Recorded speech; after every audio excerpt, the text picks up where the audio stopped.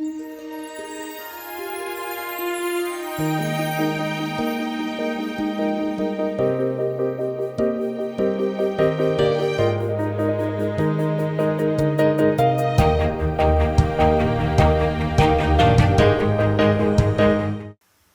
జనాంగాన్ని దేవుడు ప్రత్యేకించుకొని వారిలో నుండి రక్షకుణ్ణి రప్పించడానికి ఆయన ఒక ప్రణాళికను కలిగి ఉన్నాడు. మిగిలిన జనాంగాలను అంతగా పట్టించుకోలేదు. వారందరూ అన్యజనులు అని వారిని వెలుపటి వారుగా భావించి ప్రక్కన పెట్టాడు. వీళ్ళు ఏర్పరచబడిన జనాంగం, దేవుని ప్రజలు, దేవుడు ప్రత్యేకించుకున్న జనాంగం. వీరి విషయంలో దేవుడు రిస్క్ చేశాడు చాలా. అయితే వీళ్ళ విషయంలో దేవుడు చేస్తున్నటువంటి విమర్శ అప్పుడెప్పుడో వాళ్ళకి సంబంధించిన విమర్శ కదా. ఇప్పుడు క్రొత్త నిబంధనలో మనం ఉన్నాం, మనకేం సంబంధం మలాకి గ్రంథం అని మీరు అనుకోవద్దు. ఆనాడు వాళ్ళు ప్రత్యక్ష గుడారం ఎదుట బలిపీఠం మీద అర్పించిన అర్పణల విషయంలో ఒకవేళ ఆయన వాళ్ళకి చెప్పాడేమో అని అనుకుంటే, ఈరోజు మనల్ని కూడా దేవుడు అర్పణగా కొన్ని సంగతులు అడుగుతున్నాడు. మనందరికీ యేసు ప్రభు తరువాత రెండవ మాదిరిగా ఉన్నటువంటి వ్యక్తి అపోస్తలుడైన పౌలు. రోమియోలకు రాసిన పత్రిక 12వ అధ్యాయం 1వ వచనం నుంచి మనం చదివితే ఇలా మాట్లాడుతున్నాడు. కాబట్టి సహోదరులారా, పరిశుద్ధమును దేవునికి అనుకూలమునైన సజీవ యాగముగా మీ శరీరములను ఆయనకు సమర్పించుకొనుడని దేవుని వాత్సల్యమును బట్టి మిమ్మును బతిమాలుకొనుచున్నాను. ఇట్టి సేవ మీకు యుక్తమైనది. దేవునికి స్తోత్రం. సమర్పించమన్నాడు. ఇక్కడ సజీవ యాగముగా సమర్పించమన్నాడు. దేన్ని సమర్పించమన్నాడు? మీ శరీరములను ఆయనకు సమర్పించండి అన్నాడు. సజీవ యాగముగా మీ శరీరములను ఆయనకు సమర్పించుకునుడని మిమ్మును బతిమాలుకొనుచున్నాను. శరీరములను సమర్పించమన్నాడు. ఇప్పుడు సమర్పణల్లో మొదటిది ఏమిటి? శరీరము. ఆనాడు బలిపీఠం మీద ఇశ్రాయేలు అర్పించే అర్పణ కోడెనో, గొర్రెనో, పావుర పిల్లనో, లేకపోతే ఏదో చెప్పాడు కదా పాత నిబంధనలో అర్పణలు, లేకపోతే పిండినో, గోధుమ పిండినో, బీదవాడైతే ఇలా అర్పించండి అని అట్లా చెప్పాడు కదా. అయితే క్రొత్త నిబంధనలో ఉన్న మనకేం చెప్పాడు? మనం గొర్రెని, బర్రెని, లేకపోతే మనం ఏమన్నా ఎద్దుని, మేకని, లేకపోతే పావురాన్ని ఇవ్వమని మనకు చెప్పాడా? నో. ధర్మశాస్త్ర సంబంధమైన అర్చనాచారాదులు క్రియల వలన మనకు రక్షణ కలగలేదు. క్రీస్తు యేసునందలి విశ్వాసము వలననే మనకు రక్షణ కలిగింది. అయితే ఆనాడు వారు భౌతికంగా అర్పించినవి, ఈనాడు మనం ఆత్మ సంబంధంగా అర్పించాల్సినవి కొన్ని ఉన్నాయి. ఆనాడు భౌతికంగా వాళ్ళు గొర్రెల్ని, ఎడ్లని అర్పించారు. ఈనాడు మనం అర్పించాల్సినవి క్రొత్త నిబంధనలో ఏంటంటే గొర్రెలు, ఎడ్లు కాదు. జిహ్వ ఫలమును అర్పించుదము అన్నాడు ఒక చోట. ఏ చోట అన్నాడో ఎరుగుదురా? దైవజనుడు ఒక పాట కూడా పాడాడు.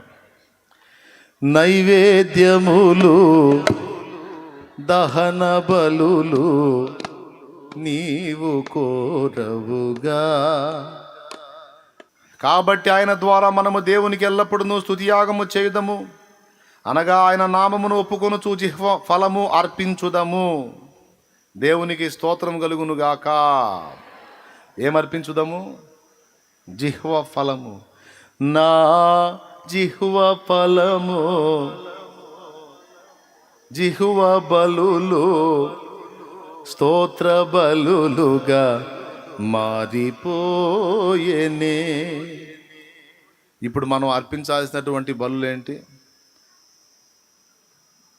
ఓన్లీ ఒక జిహ్వ ఫలమేనా? అది స్తోత్రార్పణ, స్తుతి యాగం. ఓకే, స్తుతి యాగం ఒక్కటేనా? నో. సజీవ యాగముగా మీ శరీరములో సమర్పించుకోమన్నాడు. ఇది కూడా పాటలో పెట్టారు. మన నుండి ఈ నూతన నిబంధన విశ్వాస గణం నుండి, సేవక గణం నుండి దేవుడు పొందేది ఏమీ లేదా? ఉంది. పాత నిబంధన బలుల కంటే కూడా శ్రేష్టమైన వాటిని ఇప్పుడు మన నుండి కోరుతున్నాడు ఆయన. వాటిల్లో మొదటిది సజీవ యాగముగా నీ శరీరమును అప్పగించు అన్నాడు. ఎప్పుడు అప్పగించమన్నాడు అన్నది ఇక్కడ పాయింట్. ఇప్పుడు దానికి దీనికి లింక్ అయింది అన్నమాట. ఇప్పుడు సహజంగా దాదాపు 100లో ఒక 60% మంది దేవుని సంబంధులు, దేవుని ఎరిగిన వారు, దైవ చిత్తాన్ని ఎరిగిన వారు ఎప్పుడు దేవునికి వెళ్ళి మనం చూద్దాం, ఎప్పుడు మనం కంప్లీట్గా దేవుని వశం అవుదాం అంటే రిటైర్మెంట్ అయ్యాక. ఎప్పుడు ఉన్న సరుకంతా అయిపోయాక అప్పుడు దేవుని వశం అవుదాం.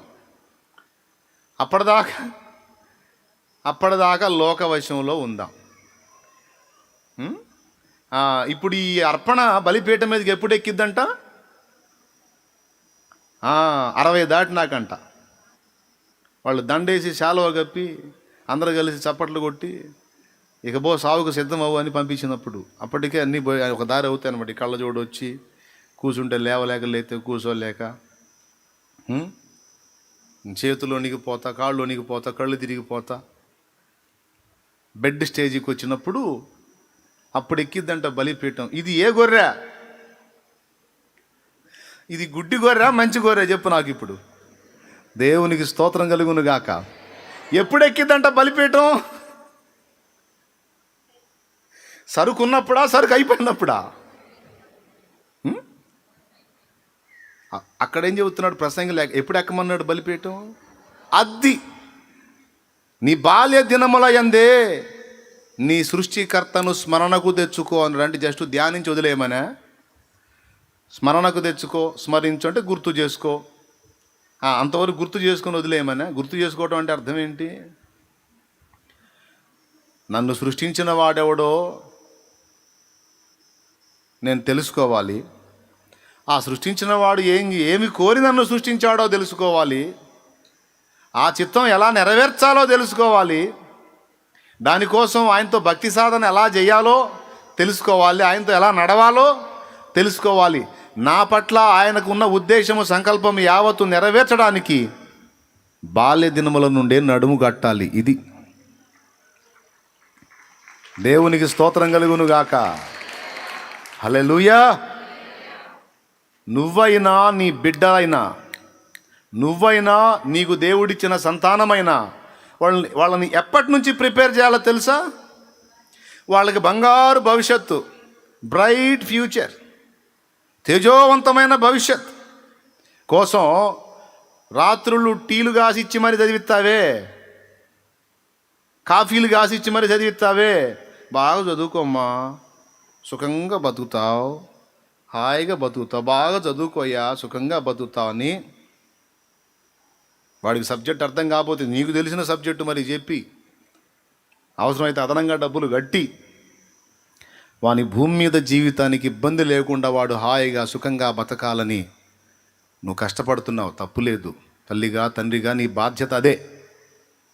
కానీ అంతకంటే శ్రేష్టంగా ఈ లోక సంబంధమైనటువంటి జ్ఞానానికి, విద్యకు వాళ్ళని కనెక్ట్ చేసేదానికంటే కూడా ఎక్కువగా వాళ్ళని నువ్వు అన్నిటికంటే ముందు వాళ్ళ బాల్య దినముల నుండే దేవునికి కనెక్ట్ చేయాలి. వాళ్ళని దేవునికి నీ పిల్లల్ని కనెక్ట్ చేసే విషయంలో నీవు సక్సెస్ అవ్వాలి.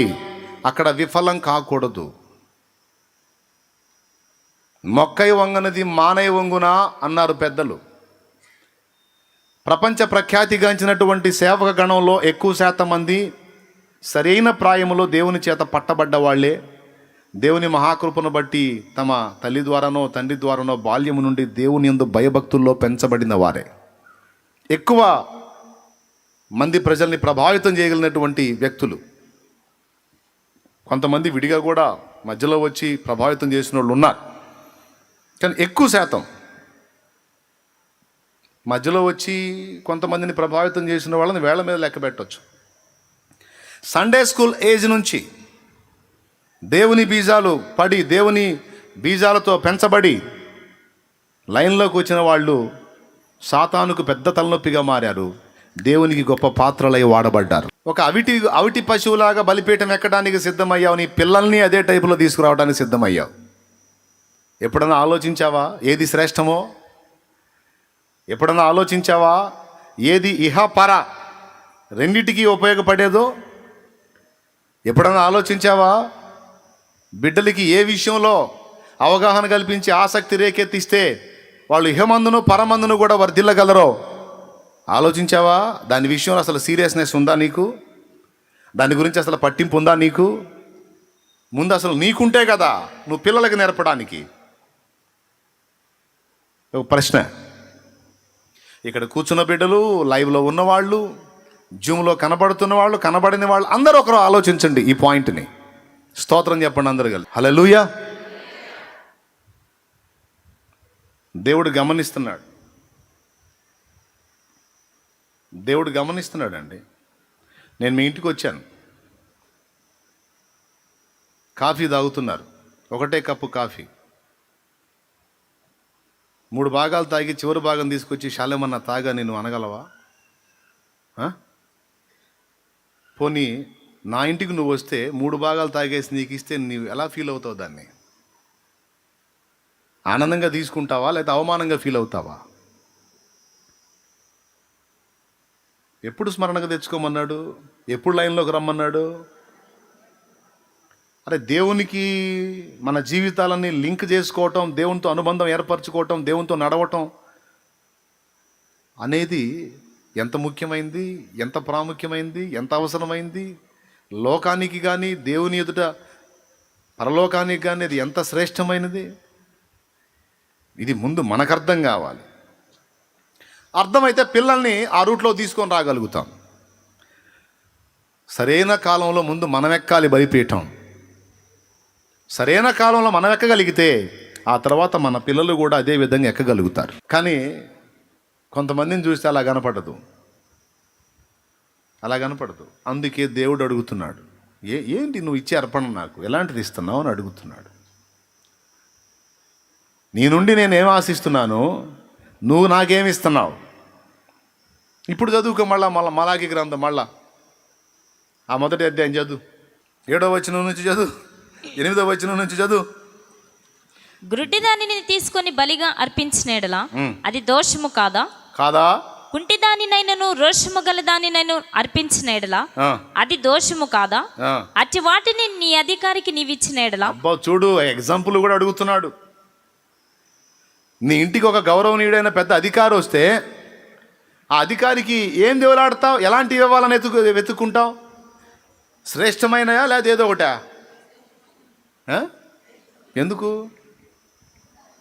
మంచి ఇస్తే అధికారి ఏమన్నా మనల్ని కనికరిస్తాడేమో అని ఒక పండు తీసుకెళ్ళినా సరే, అధికారి దగ్గరికి ఒక పండు తీసుకెళ్ళినా సరే, ఉన్న వాటిలో శ్రేష్టమైన వాటిని ఎత్తుక్కొని అవసరమైతే పోతే పోయిన 400 డబ్బులు పెట్టుకోనైనా మళ్ళీ వాడు ఏది పడితే అది ఇస్తే తీసుకో, మళ్ళీ చూసి నీట్గా అన్నీ కరెక్ట్గా ఉంటే, ఆ వ్యక్తి స్థాయికి తగ్గట్టు ఉంటే అవి తీసుకొని వెళ్ళి ఇస్తావు. అంత అయిపోయిన తర్వాత మిగిలిన సరికి అంత కాంట్రాక్ట్ తీసుకెళ్ళి ఇస్తావా? అరటిపళ్ళన్నీ మెయిన్ అయిపోయినాక అడుగు హస్తాలు ఉంటాయే.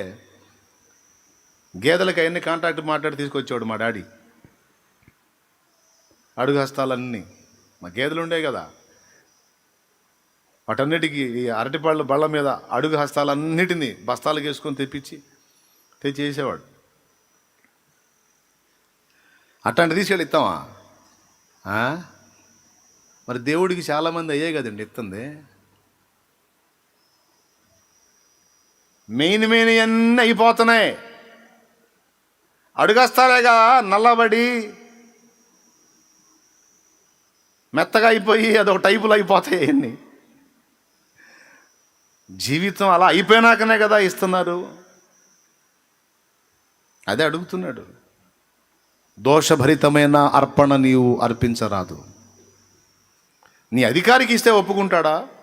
మరి నా దగ్గరికి ఎలా తెస్తున్నావు? నాకు అలా ఎలా ఇద్దాం అనుకుంటున్నావు? అన్నీ తెలుసు నీకు, మళ్ళీ ఏమైనా ఎరగకుండా ఉన్నావా? అన్నీ ఎరుగుదు. తెలియకుండా ఏమి లేవు, నీకేం తెలివితేటలు లేకుండా ఏమి లేవు, నువ్వు నా స్వరాన్ని వినలేనంత చెవిటివాడివైతే కావు, చెవిటి దానివైతే కావు. తెలుసు, నీకు అన్నీ తెలుసు. నా మాట ఏంటో తెలుసు, నా చిత్తం ఏంటో తెలుసు, నా ఉద్దేశం ఏంటో తెలుసు, నేనేం ఇష్టపడతానో తెలుసు, ఏం ఇష్టపడనో తెలుసు, నీ నుండి ఏం ఆశిస్తున్నానో నీకు తెలుసు. కానీ నువ్వు అలా ఫిక్స్ అయిపోయావు. ఏం చేయాలి నిన్నని అడుగుతున్నాడు. మరి నువ్వే ఆలోచించుకొని సమాధానం చెప్పుకో దేవుడికి. దేవునికి మహిమ కలుగును గాక. జీవితంలోని శ్రేష్టమైన అంకమంతా లోక వ్యర్థతకు వ్యర్థపుచ్చి నలిగిపోయి చివరికి ఎందుకు కొరగాని స్థితిలోకి వచ్చేసి ఇప్పుడు నువ్వు దేవునికి అర్పణ అర్పించడానికి ఇష్టపడ్డావు. కొంతమంది పాపం జీవితంలో ఎరుగకాల ఖర్చు అయిపోయి క్లైమాక్స్లో తెలుసుకొని ఇప్పుడు అల్లాడే వాళ్ళు ఉన్నారు. వాళ్ళ విషయంలో దేవుడు పట్టించుకోడు. ఎందుకంటే క్లైమాక్స్లోనే తెలుసుకున్నారు ఆయన్ని. తెలియని దినాల్లో వ్యర్థంగా గడిపేశారు. ఇప్పుడు తెలుసుకొని అయ్యో అని అల్లాడుతూ ఉన్నారు. ఓకే బాధపడవాక నిన్ను కూడా వాడుకుంటా అంటాడు ఆయన. దేవునికి స్తోత్రం. బాధపడవాకు, కృంగిపోవాకు, నిన్ను కూడా వాడుకుంటా. నేను మోషేని వాడుకుని నిన్ను కూడా వాడుకుంటా. అయితే నాకు దావీదులా కావాలంటాడు ఆయన. ఎట్లా కావాలి? నువ్వు ఏ వయసులో కావాలి? నీవు బాలుడవు అన్నాడు సౌలు దావీదుని. ఆ బాలుడు అంటున్నాడు సౌలుతో, నేను బాలుండే సార్, నువ్వు 7 అడుగులు ఉన్నావు, నీ కంటికి దిశాయించట్లా నేను. మరి బాలుడి చేతనే సింహమును చంపించాడు ఆయన. నువ్వు పిల్లోడు అంటున్నావు, ఈ పిల్లోడి చేతనే ఎలుగుబంటిని చంపించాడు సార్.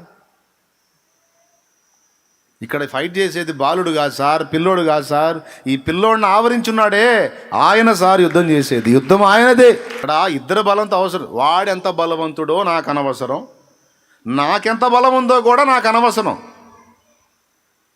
మళ్ళీ చెప్తున్నా, సమస్య ఎంత బలమైనదో నాకు అనవసరం, ఆ సమస్యను ఎదుర్కోవడానికి నాకు బలం ఉందా లేదా అన్నది కూడా నాకు అనవసరం. ఇంకోసారి చెప్పేద్దా? అర్థమైందా? ఇక్కడ వాడి బలంతో వాడి బలం నాకు గొప్ప కాదు. అలాగని వాడిని ఎదుర్కోవడానికి నాకు కూడా బలం ఉందని నా బలాన్ని బట్టి అతిశయపడ వీలు లేదు. నాకు బలం ఉన్నా లేకపోయినా అదంతా లెక్కలోది కాదు. నాకు బలం ఆయన. ఇప్పుడు ఆయన నా బలం అయినప్పుడు ఇక నా ముందున్నాడు ఎంత బలవంతుడు అయితే మాత్రం ఏందంట ఏమైంది? నాకు తోడై ఉన్నవాడు మహాబలవంతుడండి. ఇక అంతకు మించిన బలవంతుడు ఈ ప్రపంచంలో, ఈ సృష్టిలోనే లేడు. అంత బలవంతుడు నాకు తోడై ఉన్నాడు. ఇంకా వాడెవడో గొప్ప, ఇంత పొడుగున్నాడు, అంతలా ఉన్నాడు, వాడు ఇదే వేసుకున్నాడు, వాడు ఒళ్ళంతా కవచాలు పెట్టుకున్నాడు, వాడు చిన్నప్పటి నుంచి మంచి ఫైటరు. ఇవన్నీ సోది నాకెందుకు? వాడి బలంతో నాకు అనవసరం, నేను పిల్లాడినా బాలున్నా అన్నది కూడా నాకు అనవసరం.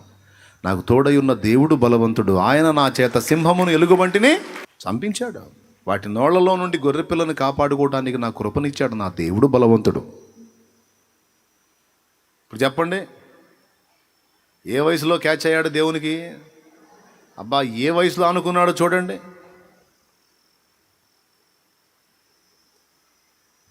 ఏడో వాడని ఒక చోట ఉంది, 8వ వాడని ఒక చోట ఉంది. దీని మీద పెద్ద మీమాంస. అయితే ఒకటైతే నిజం, అందరికంటే ఆఖరోడు కుటుంబంలో. అందరి పెత్తనం అతని మీదే, తృణీకరింపబడిన వాడు. వేరే వాటి పనులకు పనికిరాడని గొర్రెలకు పంపబడ్డాడు అనుకుందాం. అలాంటి వాడిని దేవునితో అతడు లింక్ అయిన కారణం చేత అయ్యాడా లేదా? దావీదు అన్నలు ఎక్కువగా దేవునితో కనెక్ట్ అయ్యారా? దావీదు అయ్యాడా? గట్టిగా చెప్పండి. ఏ వయసులో అయ్యాడు? రైట్ టైంలో దేవునితో లింక్ ఏర్పరచుకున్నాడు. ఎంత దీవెన! తన తరము వారందరికీ దేవుని సంకల్పము చొప్పున సేవ చేసి నిద్రించిన దావీదు అన్నాడు అపోస్తలుల కార్యాల్లో. తన తరము వారు మొత్తానికి కూడా దేవుని సంకల్పం ఏంటో తెలుసుకొని ఆ సంకల్ప ప్రకారం సేవ చేసి నిద్రించాడట దావీదు. అందుకే దేవుడు దావీదు కుమారుడు అనిపించుకోవడానికి ఇష్టపడ్డాడు యేసయ్య. ఒకసారి ఆలోచించండి, మోషే కుమారుని అనిపించుకున్నాడా? దావీదు కుమారుని అనిపించుకోవడానికి ఇష్టపడ్డాడు. ఇష్టం దావీదు అంటే దేవునికి. ఎందుకంటే దేవుడు అంటే దావీదుకు పిచ్చి. అందుకు ఎప్పటి నుంచి పిచ్చి? అంతా అయిపోయి బలిపీఠం ఎక్కినోడు కాదు. చిన్నవాడుగా పిల్లవాడుగా ఉండి గొర్రెలకు తోలుకొని కొండకు పోయిన దినాన మొదలుకొని యెహోవా నా కాపరి, యెహోవా నా ప్రభువా, నీవే నాకు తోడు, ఎండవేళ నీవే తోడు, వర్షములో నీవే తోడు, క్రూర మృగాల దగ్గర నీవే తోడు, నిరంతరం నాకు నీవే ఆశ్రయం ప్రభు. నిరంతరం ఆయన ధ్యాసలో ఆ ఏజ్ నుంచి కనెక్ట్ అయ్యాడు.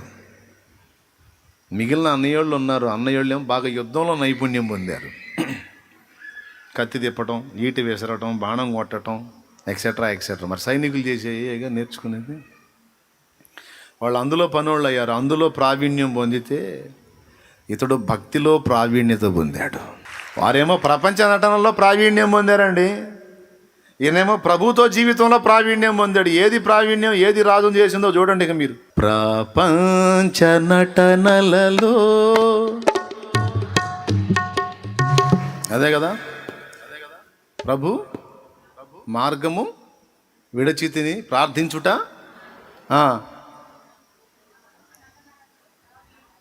ప్రభు మార్గము వదిలి తిని పరమార్థము మరిచి తిని. 4 లైన్లు కదా. దేవునితో నడచుటలో ప్రావీణ్యం పొందాలి, దేవభక్తి సాధనలో ప్రావీణ్యం పొందాలి, దేవుని మనసును ఎరుగుటలో ప్రావీణ్యం పొందాలి, దేవునితో కలిసి నడుచుటలో ప్రావీణ్యం పొందాలి, దేవుని ప్రేమించుటలో ప్రావీణ్యం, దేవుని సేవించుటలో ప్రావీణ్యం, దేవునికి ప్రార్థించుటలో ప్రావీణ్యం, దేవుని మహిమపరచుటలో ప్రావీణ్యం, దేవుని కొరకు బ్రతుకుటలో ప్రావీణ్యం, దేవుని సంకల్పమును గుర్తుపట్టుటలో, దాన్ని నెరవేర్చుటలో ప్రవీణులుగా తయారు కావాలి. ఇది దావీదు నేర్పుతున్న పాఠం మనకి. వాళ్ళ అన్నయ్యోళ్ళే యుద్ధ నైపుణ్యం పొందారు, ఏడు యుద్ధం తెలియదు, ఏం లేదు. ఆయన మరి ఇప్పుడు సైనికుడు అంటే ట్రైనింగ్ ఉంటుంది కదండి. దావీదు ఎక్కడ పోయి ట్రైనింగులు చేశాడా? మొత్తానికి మరి ఎవరు చూశారు, ఎప్పుడు చూశారు, ఎట్లా చూశారో కానీ మనోడు ఫైట్ చేస్తున్నప్పుడు చూశారు. సౌలు దగ్గర ఉండేటువంటి సర్వెంట్స్, సైనికులు, వాళ్ళు చెప్పారు దావీదు గురించి. బెత్లెహేములో యెషయా కుమారుడు ఉన్నాడు, మంచి మ్యూజిక్ ప్లేయరు ప్లస్ యుద్ధ ప్రావీణ్యం కలిగినవాడు. ఆయన ఎప్పుడు రాలా మరి, బహుశా ఆ సింహాన్నో ఆ ఎలుగుబంటిని చంపుతున్నప్పుడు చూశారేమో. మొత్తానికి దేవునికి మహిమ. కానీ బయటికి వెళ్ళి యుద్ధ ప్రావీణ్యం ఏం పొందినాడు కాదు, గొర్రెలు దోలేవాడు. కానీ ప్రావీణ్యత పొందిన వాళ్ళు సైతం అసమర్థులైపోయారు. యుద్ధ నైపుణ్యాలు ఏమీ తెలియనటువంటి దావీదు తన దగ్గర ఉన్న చిన్న ఆయుధంతో శత్రువుని మట్టి గరిపించి దేవునికి మహిమ తెచ్చాడు, ఇశ్రాయేలుకు జయం తీసుకొచ్చాడు ఆయన. మళ్ళీ చెప్తున్నా, గుర్తుపెట్టుకోండి, లోకంలో నీ పిల్లల్ని నువ్వు ప్రవీణులుగా చేయి, గొప్ప చదవర్లుగా, జ్ఞానవంతులుగా, మంచి జాబ్ హోల్డర్స్గా చేయి. అది నీ ఆశ, తప్పు లేదు. అంతకంటే ముందు నేను చెప్తున్నాను, నువ్వు అనుకున్న ఉన్నత స్థితిలో నీ పిల్లలు ఉండాలంటే ముందు వాళ్ళని భక్తుల్ని చేయి. ఆడపిల్లలైనా మగపిల్లలైనా ముందు వాళ్ళని భక్తులుగాను భక్తురాండ్రుగాను తీర్చిదిద్దు. యేసయ్యను ప్రేమించేటట్లుగా వారిని పురికొల్పు, ప్రోత్సహించు, వారి మనస్సులను దేవుని వైపుకు మళ్ళించు. కనీసం నువ్వు మిస్ అయ్యావు. బాల్యజన్మలోనే బలిపీఠం ఎక్కటం, దేవునికి సంపూర్ణ అర్పణగా బలిపీఠం ఎక్కటం నువ్వు మిస్ అయ్యావు. కనీసం నీ పిల్లలనన్నా నువ్వు బాల్యదినములోనే వారిని దేవుని కొరకు బలిపీఠం ఎక్కించడానికి, దేవునితో కలిసి నడవటానికి దయచేసి వారినన్నా సిద్ధపరచమని దేవుడు ఈరోజు నిన్ను అడుగుతున్నాడు. కొంతమంది ఏమంటారు, వీడికి అసలు చదివే రాట్లా, వీడిని సేవకన్నా పంపిద్దాం అనుకుంటున్నాడు. బాగా చదివేవాడేమో చదువు కన్నా జాబ్ కంట, వీడికి అసలు చదువు రాట్లా, చదివిన ఉద్యోగం రాలేదు, వీడి సేవక. ఇది ఏం అర్పణ? ఆయన కృపగలవాడు. వీడికి చదువు రాట్లా, పాడలేదు, వీడి సేవకన్నా పోతాడు, సేవకన్నా పంపిద్దాం అనుకుంటున్నానంటే, ఒకవేళ వాడు దీనుడై వినయం కలిగిన హృదయం గలవాడై, యేసయ్యా లోకానికి నేను పనికిరాలా, ఇంట్లో పనికిరాలా, నీకన్నా పనికొస్తానా తండ్రి అని వినయం కలిగి విరిగి నలిగిన మనసు కలిగి అడిగితే, ఎక్కడా చెల్లట్లేదు ప్రభా, నీకన్నా చెల్లుతానా నేను, చల్లని నాణ్యంలాగా అయిపోయింది నాయన నా బ్రతుకు అని నువ్వు విరిగి నలిగిన మనసు కలిగి ఆయన ముందుకు వస్తే, ఆయన నిన్ను చేతబట్టి ఒక విలువైన నాణ్యంగా నిన్ను ఆయన మార్చుకుంటాడు. విరిగిన దానిని లోకంలో ఎందుకు పనికిరానని ఇక నేను సేవకుంటా ప్రభువా, నీకన్నా పనికొస్తానని ఒకవేళ దీనంగా అడిగితే దేవుడు తీసుకొని వాడుకుంటాడు, ఇబ్బంది ఏం లేదు. నేను అంటుంది ఏంటంటే, పనికిరానివి దేవునికి, పనికొచ్చేయన్నీ మనకి, లోకానికి అనే పద్ధతి సరైన పద్ధతి కాదు అని చెబుతున్నాను నేను.